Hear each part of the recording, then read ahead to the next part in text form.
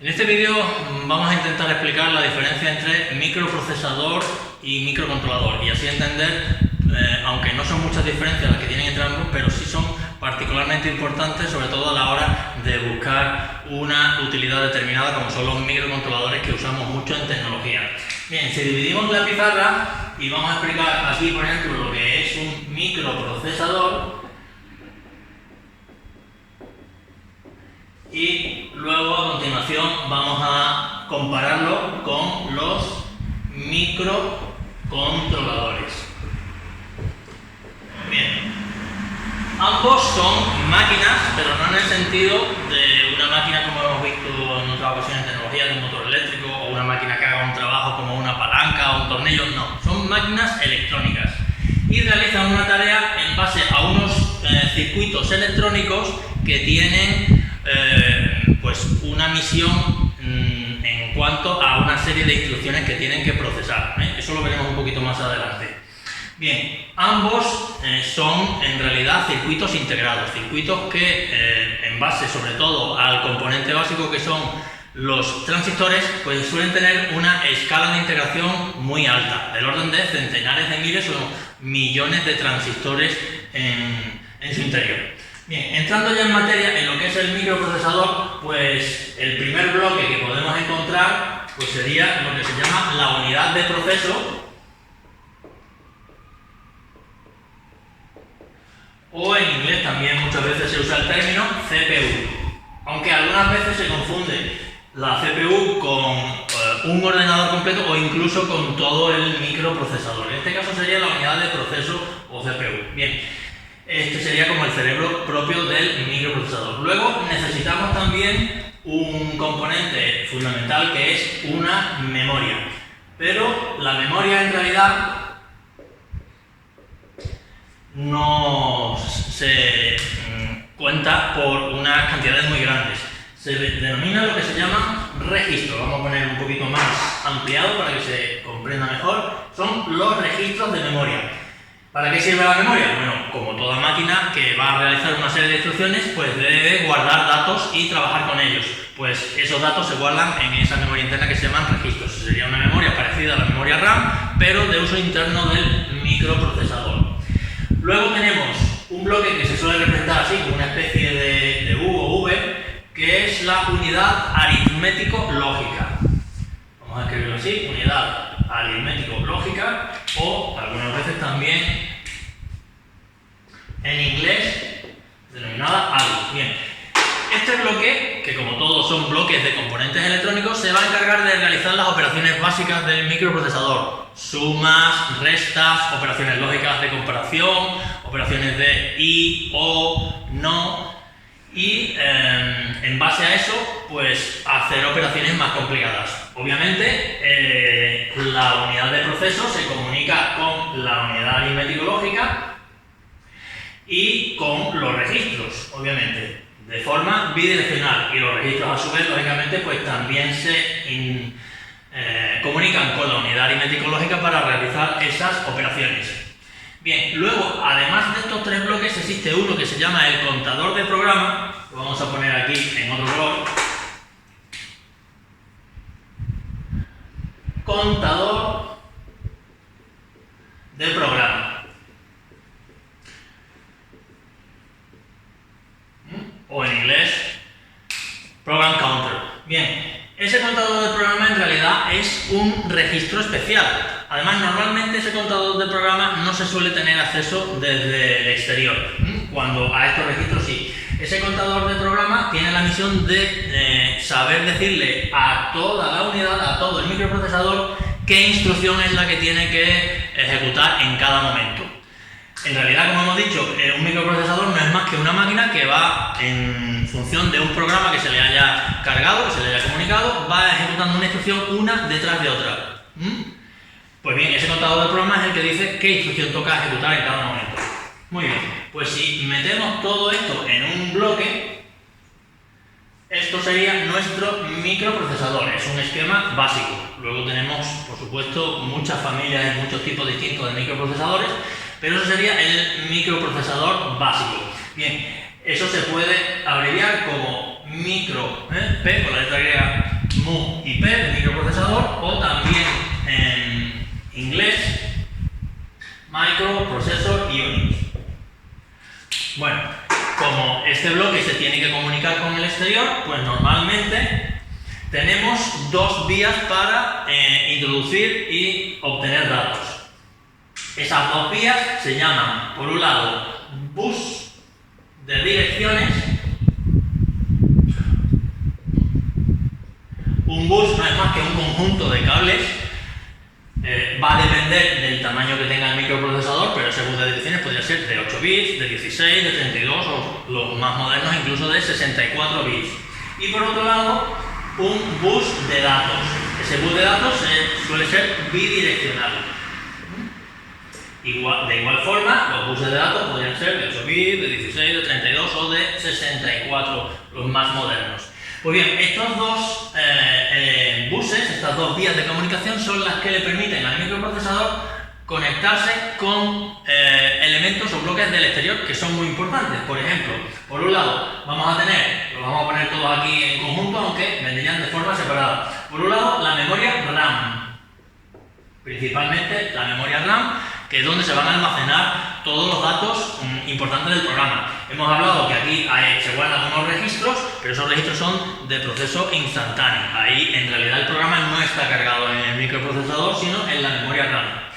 Bien, y otro elemento también muy importante son las unidades de entrada-salida. Estas unidades de entrada-salida, sobre todo, van a permitir comunicar al microprocesador con elementos externos de forma compleja. Por ejemplo, en un ordenador típico, pues la pantalla, el teclado,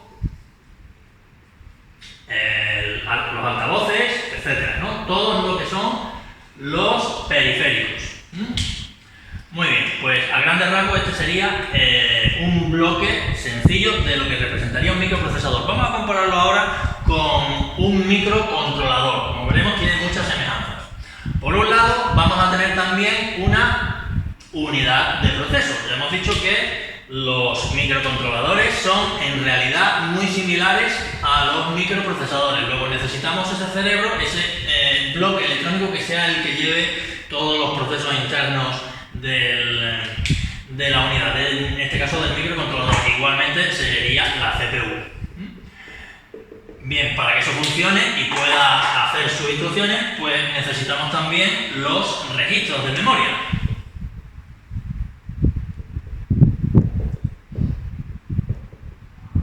Ahí lo tenemos. Bien, esos registros de memoria, pues lógicamente se van a comunicar con la unidad de proceso para hacer funcionar todo el conjunto. Y también vamos a tener disponible una unidad aritmético-lógica. Hasta ahí todo igual. Tenemos ahí una unidad aritmético-lógica, o si ponemos el equivalente en inglés, Arithmetic Logic Unit. Muy bien. Esa unidad, igual que en aquel caso, pues también se va a comunicar con la CPU, y los registros lógicamente también van a cargarse en la unidad aritmético-lógica siempre que necesitamos hacer algún tipo de operación. Muy bien. Igual manera también vamos a necesitar un contador de programas. Hasta ahí todo exactamente igual. Las diferencias vienen ahora. Normalmente la memoria no está situada fuera del microprocesador, o sea, fuera del microprocesador, pero no fuera del microcontrolador, con lo cual vamos a incluir dentro del bloque, ahora lo ponemos todo dentro de ese recuadro, una cierta memoria RAM. Recordamos que la memoria RAM es una memoria que se puede leer y escribir, donde ahí se van a cargar los datos del programa y todas las variables que necesitemos en nuestros programas. Pero también va a ir incluida una cierta cantidad de memoria ROM. Normalmente, ahí no lo hemos puesto, aunque en los microprocesadores también es necesaria. Esa memoria ROM es la que va a ser necesaria para que, y cuando se encienda el microcontrolador, pues pueda empezar a funcionar algo, ¿no? Los mínimos programas necesarios para que todo esto funcione de forma conjunta. Todo eso va a estar incluido dentro del microcontrolador, pero es que además la unidad de entrada-salida, aunque si bien no va a ser tan completa como la de los microprocesadores, microprocesadores también está incluida en los microcontroladores. Eso nos va a permitir desde un solo circuito integrado conectarnos con el exterior, tanto para enviar datos al exterior como para recibir. ¿Por qué? Porque esto también se va a conectar a través de otro elemento muy típico en los microcontroladores, que son los conversores analógicos digitales. Los vamos a poner juntos, pero generalmente suelen estar separados. Y los conversores digitales analógicos. ¿Esto para qué es? Pues para poder comunicarnos con el exterior con medidas digitales. Por ejemplo, ¿cuál sería una medida digital? Pues si la luz está encendida o está apagada. Por ejemplo, si encendemos una alarma o no la encendemos. Por ejemplo, si encendemos un altavoz para dar ese sonido de alarma o no lo encendemos.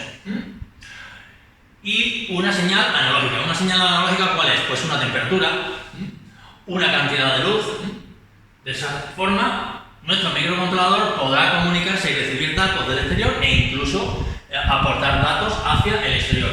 Bien, pues todo esto conjuntamente constituiría lo que sería nuestro microcontrolador, abreviado igual que allí con micro C, o si lo ponemos en inglés con sus abreviaturas sería Microcontroller Unit. Obviamente esto también se comunica con el exterior, pero hay que ver que la mayoría de los elementos que aquí hemos puesto en el exterior para poder conectar nuestra unidad las tenemos incluidas dentro. Por eso los microcontroladores suelen ser más versátiles para determinado tipo de tareas. Entonces, no nos vamos a comunicar con el exterior mediante buses, pero sí vamos a tener unas líneas, o cablecillos en realidad, líneas digitales que suelen ser tanto de entrada como de salida. Ya dependiendo del modelo de microcontrolador pueden ser más o menos, y vamos a tener unas líneas también analógicas.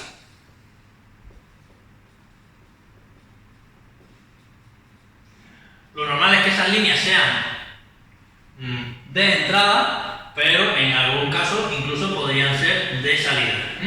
Líneas analógicas, como hemos dicho, para normalmente magnitudes o variables que sean continuas, que no sean encendido o apagado o todo o nada. Muy bien, básicamente estos son los dos grandes bloques de microprocesador y microcontrolador. Nos falta un pequeño detalle y que también va a ser una diferencia también importante en su funcionamiento. Bien, hemos dicho que tanto el microprocesador como el microcontrolador son máquinas electrónicas que lo que están haciendo es mediante un programa, una serie de instrucciones, van una detrás de otra, ejecutando esas instrucciones del programa para producir pues, la tarea que nosotros hayamos diseñado. Bien, la unidad que falta es el que marca el ritmo. ¿Con qué velocidad, muchas veces se llama así, con qué velocidad va a trabajar el microprocesador? Entonces, eso es un elemento externo, lo vamos a poner aquí, que vamos a llamar el reloj. Ese reloj es una unidad también electrónica que le va a marcar el ritmo, que le va a marcar la velocidad, la cadencia a los elementos internos del microprocesador. También lo tiene el microcontrolador, obviamente. Todas estas máquinas funcionan de forma muy parecida. ¿Cuál es la diferencia? Pues la velocidad en sí misma, esa frecuencia. Si bien los microprocesadores modernos pues trabajan del orden de gigahercios, es decir, que normalmente las instrucciones suelen estar muy bien diseñadas de manera que en cada ciclo de esa frecuencia puede hacer una instrucción completa, pues por ejemplo, una velocidad típica podría ser 2 GHz, que quiere decir que nuestro microprocesador sería capaz de ejecutar o de realizar 2000 millones de operaciones en un segundo. Es bastante. Son operaciones sencillas, no obstante, por ejemplo, enviar un dato a la pantalla, por ejemplo, sumar 2 números enteros, por ejemplo, leer una variable de la memoria RAM, todo eso serían hasta incluso 2000. Hay procesadores que pueden incluso más. Y otra también diferencia que suelen tener los microprocesadores, que no tanto los microcontroladores, es el número de unidades unidades internas, o también se llaman en inglés thread. Bien, los procesadores modernos, por ejemplo los que tienen los ordenadores más potentes o incluso los microprocesadores de los teléfonos de alta gama, suelen tener hasta 8 núcleos o 8 unidades. Quiere decir que si tuviésemos 8 unidades como esta metidas dentro de la misma pastilla circuito integrado del microprocesador, podríamos hacer hasta 2 por 8, 16.000 millones de operaciones en un segundo. Bien, por comparación, el reloj de los microcontroladores, pues como mucho, suele estar del orden de los megahercios.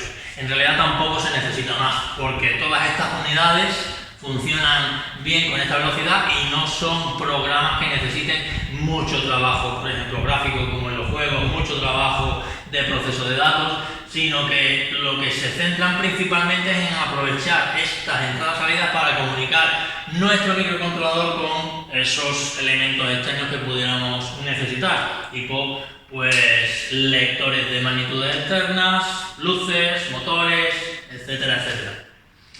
Bien, pues con esto hemos visto las diferencias principales de lo que son los bloques básicos, los esquemas básicos tanto de microprocesador y microcontrolador.